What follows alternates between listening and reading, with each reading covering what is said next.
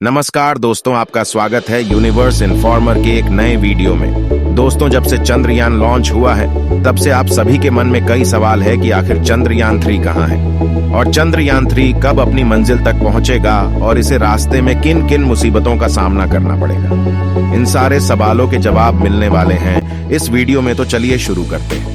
रात के करीब 12 बजे हमारे वैज्ञानिकों ने किया चंद्रयान 3 का इंजन चालू। चंद्रयान ने एक और अग्नि परीक्षा को किया पार। हम, आप और पूरी दुनिया जब सो रही थी तब हमारे वैज्ञानिकों ने भारत के नाम लिखा एक और इतिहास। चांद पे जीत पाने के मिशन में चंद्रयान ने किया एक और अग्नि परीक्षा को पार। अभी हाल ही में रात के 12 बजे से 1 के बीच में वैज्ञानिकों ने करीब 31 मिनट के लिए किया चंद्रयान का इंजन चालू। वैज्ञानिकों ने इस कारनामे को इसरो के हेडक्वार्टर से अंजाम दिया, जो कि इस मिशन के लिए बहुत ही मुश्किल और जोखिम भरा पड़ाव था। अब इस पड़ाव के कामयाब होने से क्यों पूरी दुनिया हैरान है और अब चंद्रयान का अगला पड़ाव क्या है और किन नई मुसीबतों से सामना होने वाला है, जानने के लिए वीडियो में अंत तक बने रहे।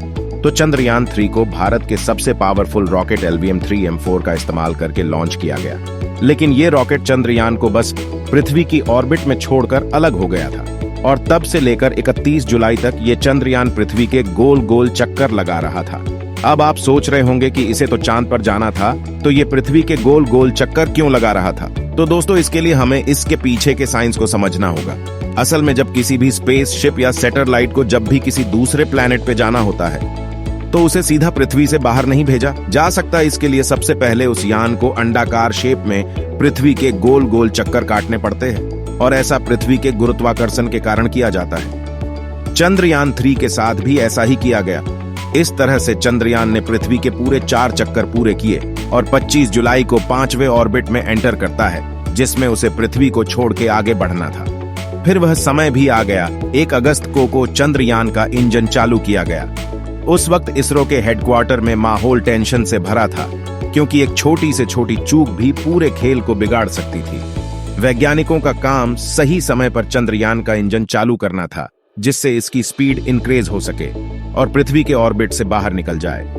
अब जैसे ही चंद्रयान 5वें ऑर्बिट के बैरिकीक पॉइंट यानी पृथ्वी से 236 किलोमीटर दूर पहुंचा, तो वैज्ञानिकों ने इसके इंजन को करीब 31 मिनट के लिए चालू कर दिया, जिससे चंद्रयान पृथ्वी के गुरुत्वाकर्षण से बाहर निकल आया और इस सुनसान अंतरिक्ष से चांद की ओर बढ़ने लगा। पृथ्वी के गुरुत्वाकर्षण से बाहर निकलने के बाद चंद्रयान सीधा चांद की ओर एक लंबे हाईवे से होकर चांद के चक्कर लगाना शुरू कर दिया है और इस बार हर एक चक्कर के साथ चंद्रयान चांद के करीब होते जाएगा। इसी तरह आगे बढ़ते हुए 17 अगस्त को चंद्रयान का प्रपंसल मॉड्यूल विक्रम लैंडर से अलग हो जाएगा। इसके बाद आगे का सफर विक्रम लैंडर को ही पूरा करना होगा। चांद के कुछ चक्कर मारने के बाद 23 अगस्त को चांद की सतह से 30 किलोमीटर की दूरी तक पहुंच जाएगा। इसके बाद इस मिशन का सबसे मुश्किल और जोखिम वाला काम बचेगा, इसको लैंड करना।